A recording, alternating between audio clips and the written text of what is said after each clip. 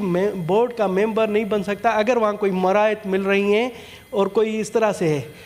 तो मुझे ये बताएं कि पीटीसीएल बोर्ड में ये जी हमारे सेनेटर अहद खान चीमा साहब और साथ में एक पार्को में भी मेंबर हैं, तो क्या ये पॉलिसी उन पर लागू नहीं होती?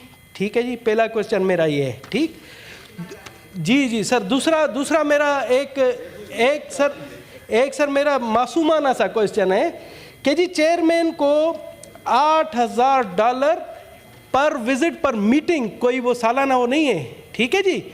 और आपने कहा कि जी हमने वो एक बाउंड किया हुआ है कि 10 लाख तक होगा तो वो वापस करेंगे। और मेंबर्स को $5,000 पर मीटिंग, जिसमें गवर्नमेंट के मेंबर दूसरे भी मेंबर्स हैं, वो पाबंद नहीं है कि वो वापस करें, ठीक है जी। $8,000 22 लाख रुपए बनता है सिर्फ एक मीटिंग का। और हम पार्लियामेंटेरियन की तनख्वाह क्या है सर, आपको पता है? 17 लाख रुपए सालाना। और इनको ब्यूरोक्रेट को एक मीटिंग के 22 लाख रुपए। सर ये हमारे लिए तो भाई से पशेमानी है कि जी वो शर्म की बात। सर मेरा क्वेश्चन है कि इस पर आप कोई रिस्पॉन्ड देंगे? ये हमें बताएंगे कि इस कदर उनको क्यों मराहत है और हम क्यों इस तरह से बेबस और बेकसूर बैठे हुए हैं? अगर आप इजाज़त दें मैं 1 बाय 1 कर लूँ।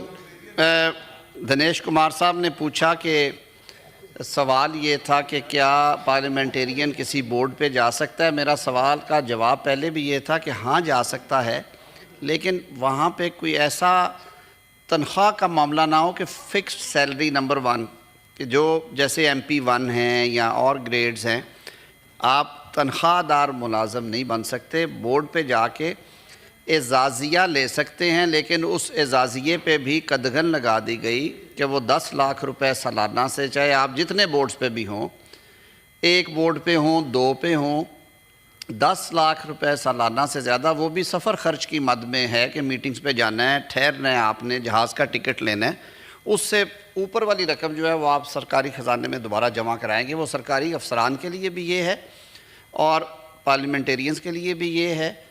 और ये पॉलिसी जो है ये मौजूदा हुकूमत ने जुलाई 2024 में नाफिज की थी, क्योंकि ये जब हमारे नोटिस में आया कि ये मामलात हैं।